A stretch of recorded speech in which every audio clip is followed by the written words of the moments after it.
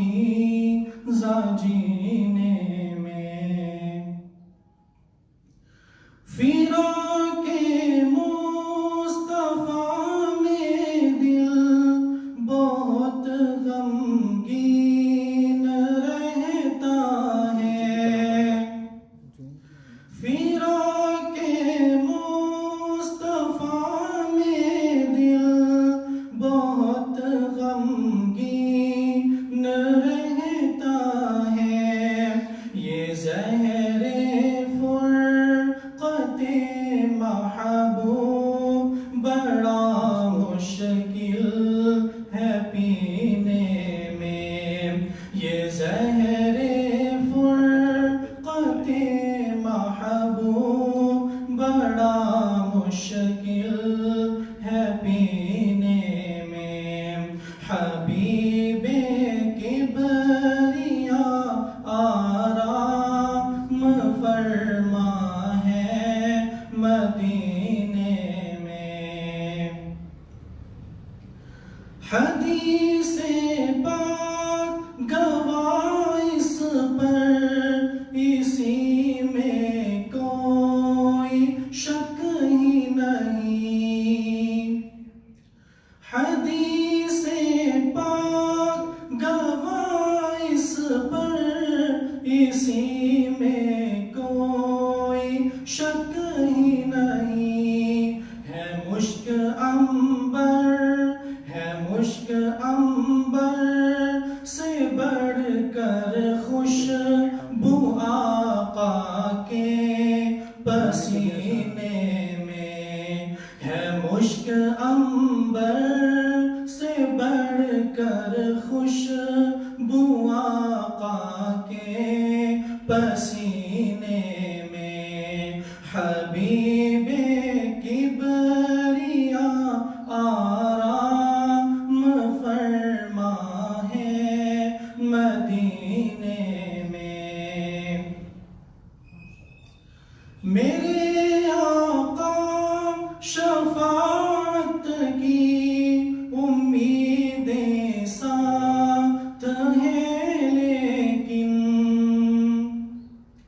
میرے آقا شفاعت کی امیدیں ساتھ ہیں لیکن، گناہ بھر بھر کے لایا ہوں میں جیون کے سفینے میں، گناہ بھر بھر کے لایا ہوں میں جیون کے سفینے میں، حبیب کبریا آرام فرما ہے مدینے میں،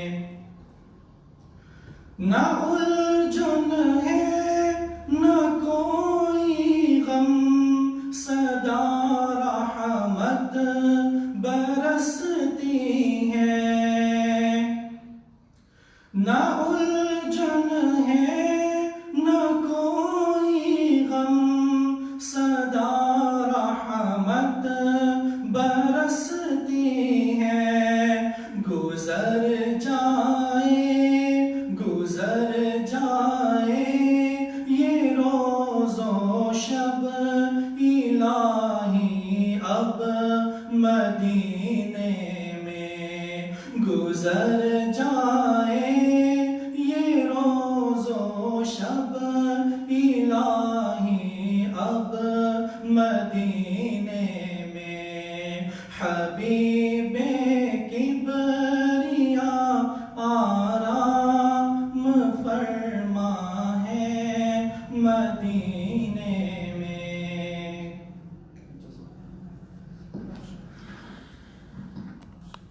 بسم اللہ الرحمن الرحیم، الحمدللہ وکفی وسلام علی عبادہ الذین اصطفی، اما بعد، قال اللہ تبارک و تعالی فی القرآن المجید، ولا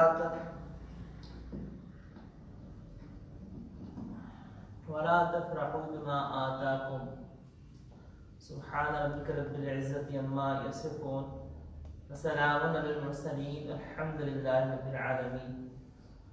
اللہ جل شانہ جو فیصلہ کرتے ہیں اور جو کام کرتے ہیں وہ سب سے بہترین ہوتا ہے، اور اللہ جل شانہ کے ہر کام میں وہ حکمتیں ہوتی ہیں کہ جس کا انسان اندازہ بھی نہیں کر سکتا کہ اللہ جل شانہ کے اس کام میں اور اس فیصلے میں کیا حکمتیں ہیں۔ بس اوقات انسان وقتی طور کے اوپر پریشان ہوتا ہے، سوچتا ہے کہ ایسا کیوں ہو رہا ہے، لیکن بعد میں آگے جا کے اس کو احساس ہوتا ہے کہ ہاں اس میں یہ لکھی تھی۔ اللہ جل شانہ نے رزق کو تقسیم فرمایا اور ارشاد فرمایا کہ جس وقت مشرکین مکہ نے نبی اکرم علیہ الصلوۃ والتسلیمات کے اوپر نبی ہونے کے لحاظ سے اعتراض کیا کہ نبوت ان کو کیوں مل گئی، اللہ تعالیٰ شانہ نے جواب دیا کہ نحن قسمنا بینہم معیشتہم فی الحیات الدنیا، کہ دنیا کی جو روزی ہے وہ ہم تقسیم کرتے ہیں، اور جب اللہ تعالیٰ شانہ نے فرمایا کہ ہم دنیا کی ایک معمولی روزی کو ہم تقسیم کرتے ہیں تو نبوت تو خالص اللہ کا قرب کا اور وحدی ہے۔ اور اللہ جل شانہ نے جس وقت آقا علیہ الصلوۃ والتسلیمات کو خاتم الانبیاء والمرسلین کے مقام پر فائز فرمایا تو یہ اللہ کا ہی فیصلہ ہے، اور اللہ ہی کا ہم پر انعام ہے کہ اللہ نے اپنے حبیب علیہ الصلوۃ والتسلیمات کی امت میں ہمیں پیدا فرمایا۔ اللہ جل شانہ نے کسی کو مال کی نعمت عطا فرمائی ہوتی ہے اور کسی کو اللہ جل شانہ نے اس کے بالمقابل کوئی اور نعمت دی ہوتی ہے۔ یہ پکی بات ہے کہ اللہ کسی پہ ظلم نہیں کرتا۔ بہت ممکن ہے کہ کوئی انسان ایسا ہو کہ اس کے پاس ذہانت ہو، عقل ہو، لیکن مال نہ ہو۔ اب وہ سوچتا ہے کہ میرے پاس مال کیوں نہیں ہے، تو اصل میں یہ ناشکری کرتا ہے۔ اس کو اندازہ ہی نہیں ہے کہ اللہ نے اس سے بہت بڑی نعمت، اس کو عقل کی، ذہانت کی عطا کی ہے۔ پر بسا اوقات ایسا شخص ہوتا ہے کہ اس کے پاس ذہانت نہیں ہوتی ہے، مال ہوتا ہے۔ کتنی آپ سیٹھ ایسے دیکھیں گے کہ ارب پتی ہوتے ہیں، کھرب پتی ہوتے ہیں، کروڑ پتی ہوتے ہیں، لیکن اپنے دستخط بھی نہیں کر سکتے۔ تو اللہ جل شانہ کسی کو کوئی نعمت دے دیتے ہیں، کسی کو کوئی نعمت دے دیتے ہیں۔ انسان جلد باز ہے، جلد بازی کے اندر نا گھبرا جاتا ہے۔ ایک شخص ایسا ہے، ایک خاتون ایسی ہیں کہ بالفرض 23 سال کی عمر میں اس کی شادی ہوئی اور 10 سال اس کو اولاد نہ ملی، اور 10 سال کے بعد اللہ نے اولاد دے دی۔ اور ایک خاتون ایسی ہے کہ اس کی شادی ہی 35 سال کی عمر میں ہوئی ہے، 33 سال کی عمر میں ہوئی ہے، اور پہلے سال اس کو اولاد مل گئی۔ تو بظاہر یہ دیکھیں کہ اللہ نے اس خاتون کو ایک نعمت دی تھی کہ اس کو 23 سال کی عمر میں ایک شادی کی نعمت مل گئی، یہ بھی اللہ کی نعمت تھی۔ لیکن اللہ جل شانہ نے اولاد کی نعمت کچھ دیر بعد دی۔ کسی کو اللہ جل شانہ اولاد کی نعمت دے دیتے ہیں لیکن ساتھ ہی کوئی کانٹا بھی رکھ دیتے ہیں۔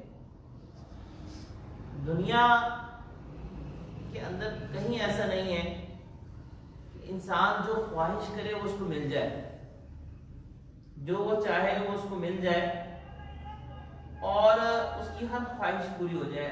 ایسا نہیں ہوتا دنیا کے اندر۔ خواہشات پوری ہونے کی جگہ جو ہے وہ آخرت ہے، دنیا نہیں ہے۔ آخرت کے اندر ہے کہ انسان جو خواہش کرے گا اس کی پوری ہو جائے گی، دنیا میں تو ایسا نہیں ہے۔ دنیا میں اللہ جل شانہ آپ کی بعض خواہشات کو پورا کر دیں گے اور بعض خواہشات کو نہیں پورا کریں گے. کیوں نہیں پورا کریں گے؟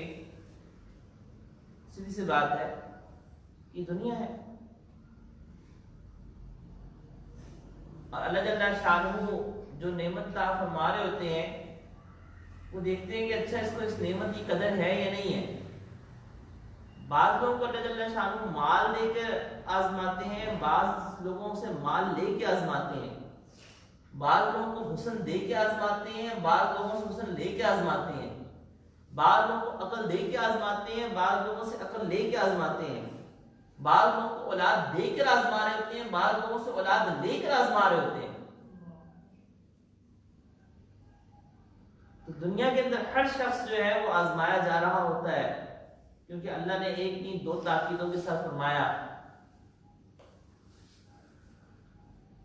کہ وَلَنَبْلُوَنَّكُمْ ضرور بالضرور ہم تمہیں آزمائیں گے. ہم کمزور ہیں، ہم اللہ جل شانہ کی آزمائش سے پناہ مانگیں گے، عافیت مانگیں گے. لیکن یہ بات انسان ذہن میں رکھے کہ کمہار بھی مٹی کے برتن بناتا ہے نا، تو مٹی کے برتن بنانے کے بعد وہ ٹھوک کے بجاتا ہے، یوں بجا کے دیکھتا ہے کون سا برتن جو ہے وہ آگ میں صحیح پکا ہے اور کون سا صحیح نہیں پکا. وہ ٹیسٹ کرتا ہے، اس کے ٹیسٹ کے اندر جو برتن کچے ہوتے ہیں نا وہ ٹوٹ جاتے ہیں. تو اللہ جل شانہ نے دنیا کے اندر بھی یہ دارالامتحان ہے. انسان کو حکم ہے کہ برابر عافیت مانگے کہ وہ انسان اللہ جل شانہ کی آزمائش کا اہل نہیں ہے. یہ بھی ضروری ہے کہ آپ اپنے پلے باندھ لیں کہ اللہ جل شانہ جو فیصلہ فرماتے ہیں اور جس حال میں رکھتے ہیں وہی بہتر حالت ہوتی ہے.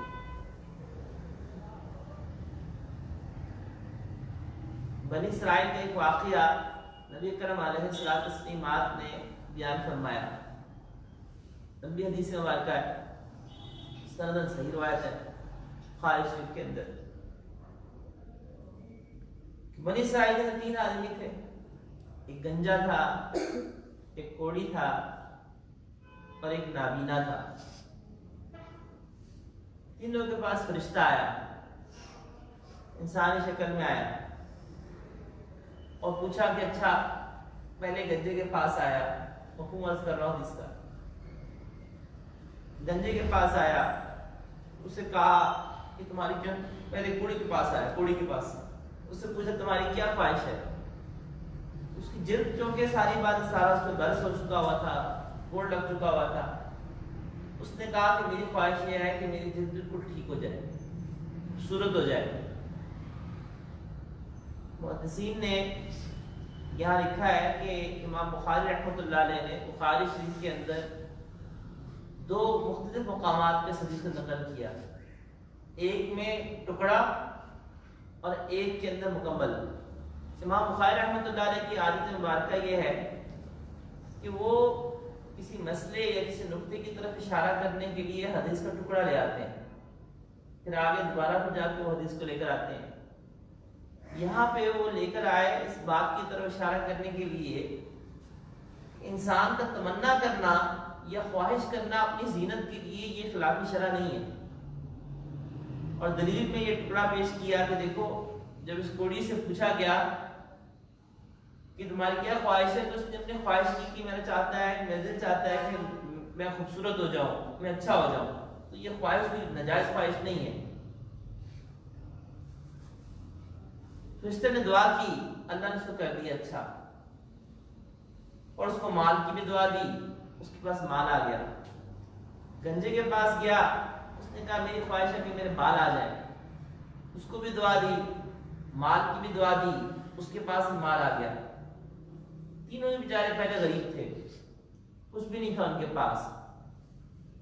پھر نابینا کے پاس گیا، نابینا کو بھی کہا، نابینا نے کہا کہ میری دعا میری آنکھ بینائی واپس آ جائے.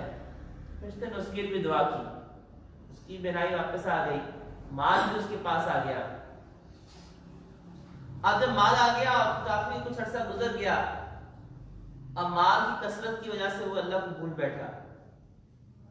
جب مال کی کثرت آئی تو پھر اللہ جل شانہ کچھ عرصے کے بعد دوبارہ فرشتے کو بھیجا انسانی شکل میں، وہ ایک غریب محتاج کی شکل میں آیا اور آ کر پہلے کوڑی سے پوچھا، کہا، دعا صدا لگائی کہ میں غریب ہوں، محتاج ہوں، اللہ کے نام پہ میری کچھ مدد کر دو۔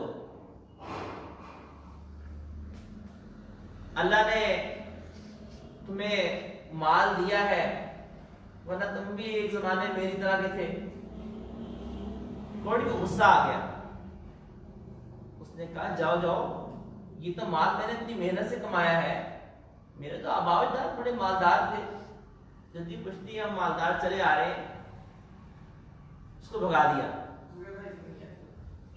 تو وہ کوڑی جو پاس جو فرشتہ آیا ہوا تھا وہ انسانی شکل میں کہنے لگا کہ اللہ تمہیں ویسا کر دے جیسے تم پہلے تھے۔ اگر تم یہ کہتے ہو نا کہ تمہارے آبا و اجداد بڑے مالدار تھے تو اچھی بات ہے، اللہ تمہیں ویسے ہی کر دے جیسے تم پہلے تھے۔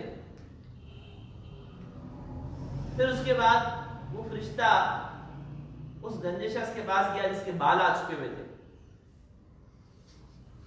فرشتے نے جا کر اس سے بھی اسی طرح صدا لگائی، اللہ کے نام میں مانگا، اس نے بھی آگے سے آ کے انکار کیا۔ اس نے کہا کہ بھاگ جاؤ یہاں سے، میرے پاس کچھ نہیں تمہیں دینے کے لیے۔ اس نے اسی طرح اللہ کے نام کا واسطہ دیا اور کہا کہ تم تو پہلے بہت غریب تھے، مسکین تھے، میری مدد کر دو۔ اس کو بھی غصہ آ گیا، اس نے کہا کہ میں کہاں سے غریب تھا، میرے تو آبا و اجداد بہت مالدار چلے آ رہے ہیں، مجھے تو بال شروع سے پیدائشی ہیں، بڑے خوبصورت بال ہیں میرے، اور میں تو کبھی تھا ہی نہیں گنجا، مجھے تو بہت مال دیا ہوا اللہ تعالیٰ نے۔ فرشتے نے اس کو بھی دعا دی، انسانی شکل میں تھا، کہ اللہ تمہیں ویسے ہی کر دے جیسے تم پہلے تھے۔ پھر نابینا کے پاس گیا، نابینا سے مانگا تو نابینا جو کہ اس کی بینائی آ چکی ہوئی تھی اس سے سوال کیا، مجھے اللہ کے نام میں دے دو۔ اس نے عاجزی اختیار کی، اس نے کہا کہ ہاں میں پہلے نابینا تھا، اللہ نے مجھے اپنے فضل سے بینائی عطا فرمائی، یہ مال جو دیا نا یہ اللہ نے اپنے فضل سے دیا، میں تو خود غریب تھا، تمہارا جتنا دل چاہتا تم مال لے جاؤ، تو اپنی ضرورت پوری کر لو۔ تو جو فرشتہ تھا جو انسانی شکل میں تھا اس نے کہا کہ اللہ تمہیں اس سے بھی دگنا دے۔ تو حدیث مبارکہ میں فرمایا گیا کہ اللہ جل شانہ نے اس فرشتے کی اس آزمائش جو کہ بھیجا گیا تھا ان کو مال کے اوپر، اس کوڑی کو پھر ویسے ہی کر دیا، وہ دوبارہ ویسے ہی دوبارہ کوڑی ہو گیا اور اس کا سارا مال بھی چلا گیا، اور اس گنجے کو بھی ویسے ہی کر دیا، اس کے بال بھی چلے گئے اور اس کا مال بھی چلا گیا۔ اور اس نابینا کو جس کو اللہ تعالیٰ نے آزمائش کے طور پر مال دیا تھا، اس نے جب اس آزمائش کے اندر اللہ کے حکم کو پورا کیا تو اللہ نے اس کے اندر دگنا اس کو مال دے دیا۔ اب اس حدیث مبارکہ میں دو تین باتیں ہیں۔ پہلی بات یہ کہ سوچنے کی بات یہ ہے کہ جس گنجے کو اور جس کوڑی کو اللہ نے پہلے جس حال میں رکھا ہوا تھا، ان کے پاس جب مال آیا وہ اپنی حد اور اوقات بھول گئے، اور جب اپنی حد اور اوقات بھول گئے تو ذرا سوچئے کیا وہ پہلی حالت میں بہتر نہیں تھے؟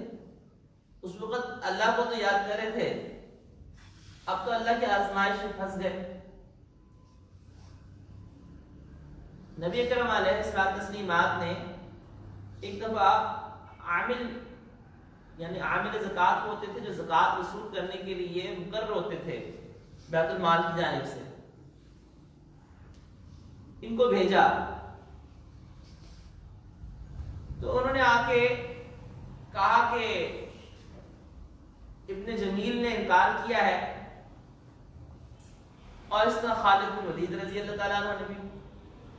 تو نبی کرم علیہ السلام نے کہا کہ خالد بن ولید سے زکوٰۃ کے بارے میں تم ظلم کر رہے ہو، ان کے پاس تو کچھ ہے ہی نہیں، تلواریں ہیں، تو تلواروں کو زکوٰۃ نہیں آتی۔ اور ابن جمیل کے حوالے سے حدیث مبارکہ میں فرمایا کہ اللہ کے نبی اکرم علیہ السلام نے اس کے انکار میں فرمایا کہ اللہ اور اس کے رسول نے اس کو مالدار کر دیا، بس اتنا جملہ ارشاد فرمایا۔ مولا علی قاری رحمۃ اللہ علیہ نے ترقات میں اس کی تشریح میں لکھا ہے کہ ابن جمیل یہ منافق تھا، یہ صحابی نہیں تھا، اور یہ دعا کرانے کے لیے آیا تھا، اور دعا کرا کے مالدار ہو گیا، اور جب مال آیا تو اس نے زکوٰۃ دینے سے انکار کر دیا۔ اس سے ملتا جلتا ایک واقعہ اور ہے، اس واقعے کی سند بہت کمزور ہے، بعض نے اس کو ضعیف لکھا، بعض نے اس کو شدید ضعیف لکھا، تو اس ذہن میں رکھیں کہ واقعے کی سند کافی کمزور ہے۔ اسی طرح سے ایک شخص جو ہے وہ نبی کرم علیہ السلام کے پاس آئے، ثعلبہ ان کا نام لکھا ہے اس واقعے کے اندر، لیکن سندن میں عرض کر رہا ہوں طبرانی نے نقل کیا ہے،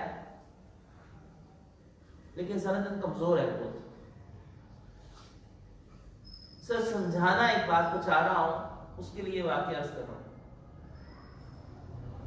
یہ ثعلبہ آ کر انہوں نے نبی کرم علیہ السلام سے دعا کروائی، اور دعا کروا کر یہ کہا کہ آپ یا رسول اللہ میری دعا کر دیں، مجھے مال چاہیے۔ آپ علیہ السلام نے فرمایا ویحک یا ثعلبہ، اے ثعلبہ تمہیں کیا ہو گیا ہے؟ تعجب کا کلمہ ہے ویحک، تعجب کے طور پر فرمایا۔ انہوں نے دوبارہ کہا کہ مجھے مال چاہیے، میری دعا کر دیں مجھے خوب مال مل جائے۔ آپ علیہ السلام نے دوبارہ یہی ارشاد فرمایا۔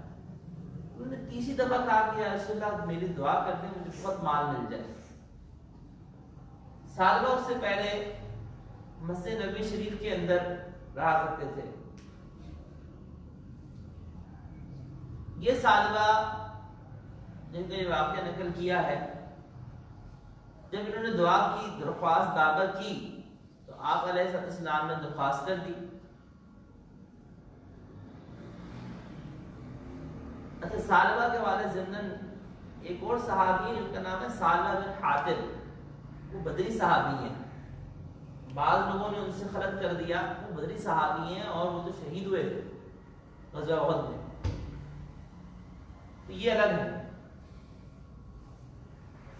تو جس وقت انہوں نے تیسری دفعہ درخواست کی نا، تو آپ علیہ السلام نے ان کے لیے دعا کر دی، اللہ تعالیٰ نے ان کو مال دینا شروع کر دیا، مال زیادہ ہونا پڑنا شروع ہو گیا تھا، غریب تھے بالکل۔ اچھا، مال آنا شروع ہوا نا، تو مسجد نبی شریف کے اندر آنا انہوں نے کم کر دیا اپنے تجارتی مصروفیت کی وجہ سے۔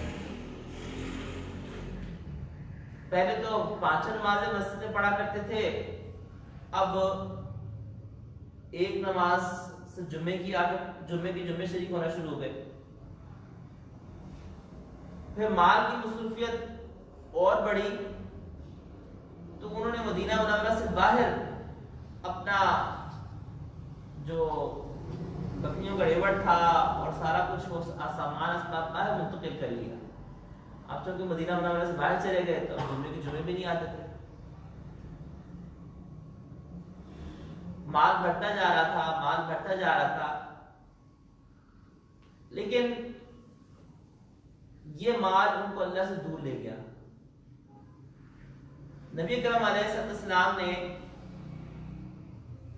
زکوٰۃ کے لیے ان کی جانب عامل بھیجا۔ جب زکوٰۃ کے لیے عامل بھیجا تو انہوں نے کہا کہ اچھا میں سوچ کے بتاؤں گا، وہ واپس آ گیا۔ آپ علیہ السلام نے دوبارہ پھر عامل کو بھیجا، انہوں نے پھر زکوٰۃ میں دی۔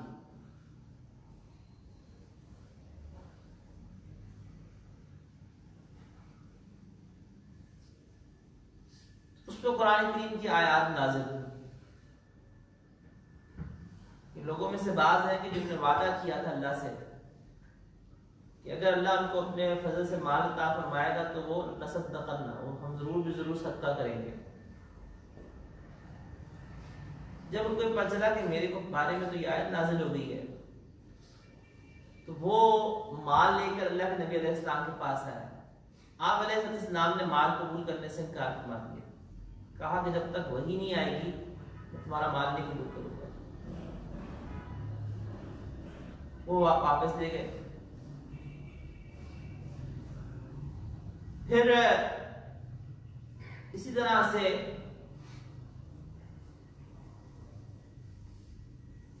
نبی کریم علیہ السلام کو دنیا سے وصال ہو گیا، پردہ فرما گئے۔ سیدنا صدیق اکبر رضی اللہ عنہ کے زمانے کے اندر دوبارہ مال لے کر آئے۔ سیدنا صدیق اکبر رضی اللہ عنہ فرمایا کہ جس مال کو آپ علیہ السلام نے قبول نہیں کیا میں کیسے کر سکتا ہوں، چلے گئے۔ سیدنا عمر فاروق رضی اللہ عنہ کے زمانے میں مال لے کر آئے، انہوں نے بھی انکار کر دیا۔ سیدنا عثمان غنی رضی اللہ عنہ کے زمانے میں مال لے کر آئے، انہوں نے بھی انکار کر دیا، حتیٰ کہ ان کے زمانے میں انتقال ہو گیا۔ اب یہ واقعہ میں نے شروع میں عرض کیا کہ سندن بہت کمزور اور بہت ضعیف ہے، اس لیے ہم اس کو بطور حدیث کے نسبت کرنا درست نہیں ہے، اس واقعے کو بطور حدیث کے نسبت کرنا، کیونکہ سند بہت کمزور ہے۔ لیکن ایک بات جو سمجھانا چاہ رہا تھا تو واقعے کی ہم اس کو صرف لیں، ہم اس کو بطور حدیث کے نہیں لے رہے، ہم اس کو محض ایک واقعے کے طور پہ لے رہے ہیں کہ بعض لوگ ایسے ہوتے ہیں کہ جن کو ویسے میں نے شروع میں عرض کیا نا کہ اللہ تعالیٰ شانہ کسی کو کوئی نعمت دے کر آزماتے ہیں، کسی سے کوئی نعمت لے کے آزماتے ہیں۔ تو اللہ کو پتا ہے کہ اللہ نے کس کو کس حال میں رکھنا ہے۔ بسا اوقات انسان جو ہے وہ اپنی نادانی کے اندر کوئی چیز اللہ سے مانگ رہا ہوتا ہے اور اللہ اس لیے قبول کر رہے ہوتے کہ اللہ کو پتا ہوتا ہے کہ اچھا اگر اس کے پاس یہ نعمت آئی نا تو اس نے مجھ سے دور ہو جانا ہے۔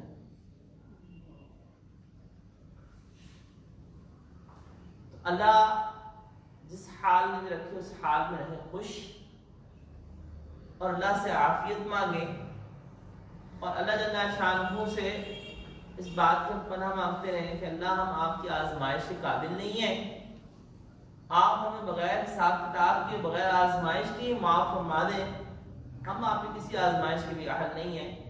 وآخر دعوانا الحمدللہ رب العالمین۔ معافہ کر لیجیے تھوڑی۔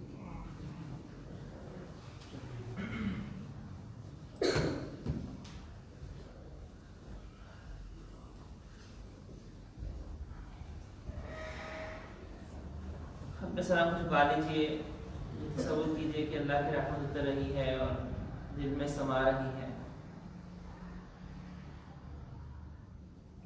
اور دل اللہ کی رحمت میں کہہ رہا ہے اللہ اللہ اللہ۔ انسان جو اپنے اندر جھانکتا ہے تو اپنی اصل تصویر دیکھتا ہے، اپنے دل کے آئینے میں جھانکی ہے، اپنی اصل تصویر دیکھی۔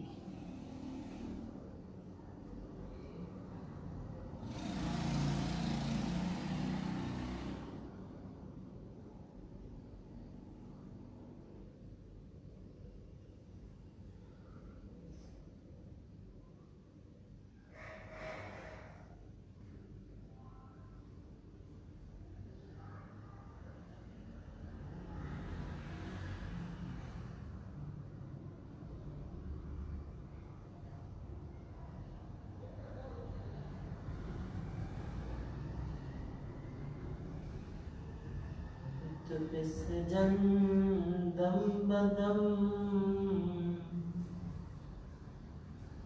قار سجن گاہ گاہ،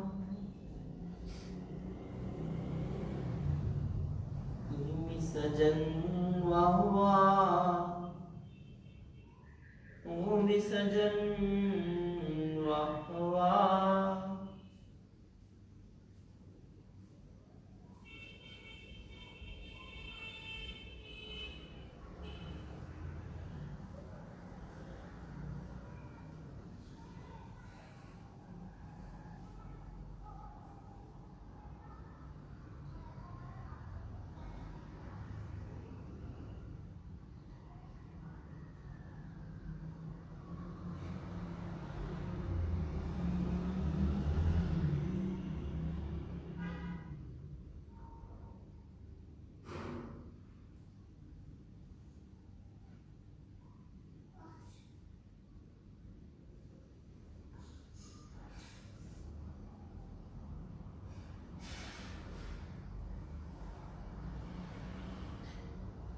زندہ کنی عطا تو زندہ کنی عطا تو ور بخشی فدا تو آپ زندگی عطا کریں، آپ کی نعمت، اور اگر آپ نعمت لیں تو یہ آپ پر فدا ہے۔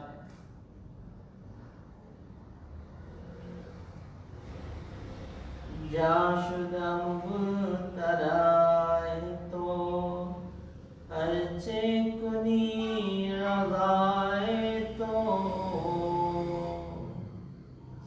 اس جان کو پیدا کر کے آزمائش میں آپ ہی نے مبتلا کیا ہے۔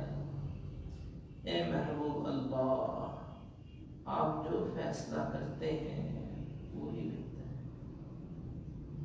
اللہ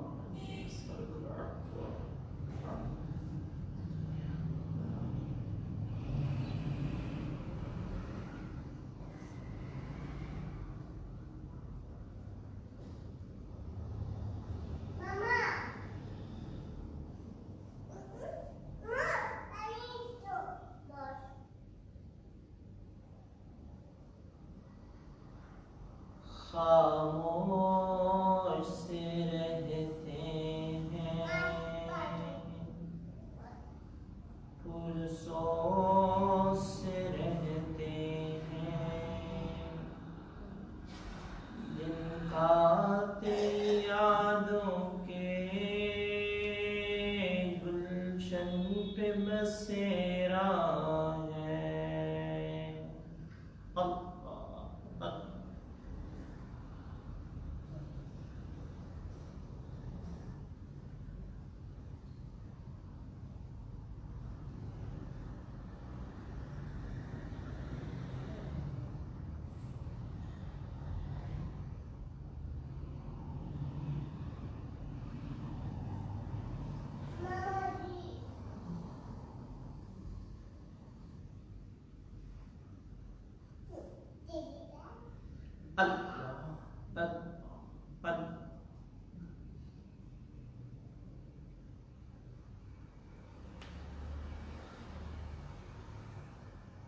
سبحان اللہ، الحمد للہ،